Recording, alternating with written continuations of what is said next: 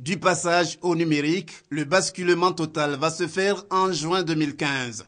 Par conséquent, pour une adaptation adéquate à cette nouvelle donne, des changements notables s'imposent. C'est tout le sens de la mesure prise en Conseil des ministres ce jeudi 16 octobre 2014. Mesure portant interdiction de l'importation et de la commercialisation des postes téléviseurs analogiques. Des postes qui ne sont pas conformes aux normes de diffusion et de compression qui ont été arrêtés dans le cadre de la migration vers la TNT, la télévision numérique terrestre.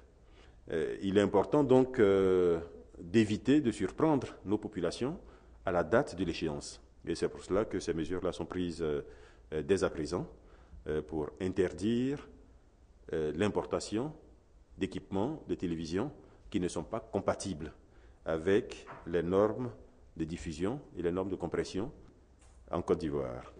Une échéance a été fixée. En ce qui concerne notre sous-région, cette échéance a été fixée au 17 juin 2015.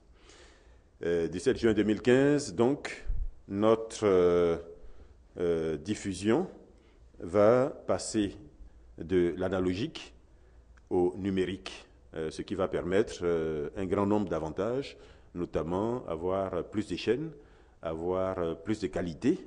Une autre mesure au cours de ce conseil, celle relative au développement de l'aquaculture en Côte d'Ivoire. La mise en place de la contrepartie ivoirienne au financement et à la mise en œuvre du projet de développement durable de la pêche et de l'aquaculture en Côte d'Ivoire.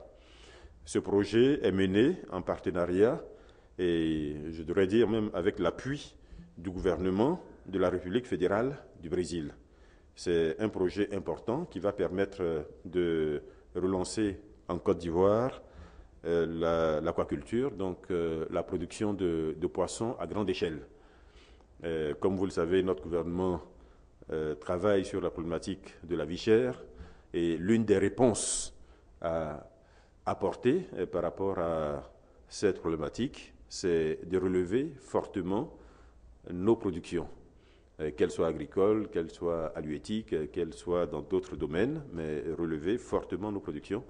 Et avec le Brésil, ce partenariat a été mis en place. Le Brésil nous a approvisionnés en alevins.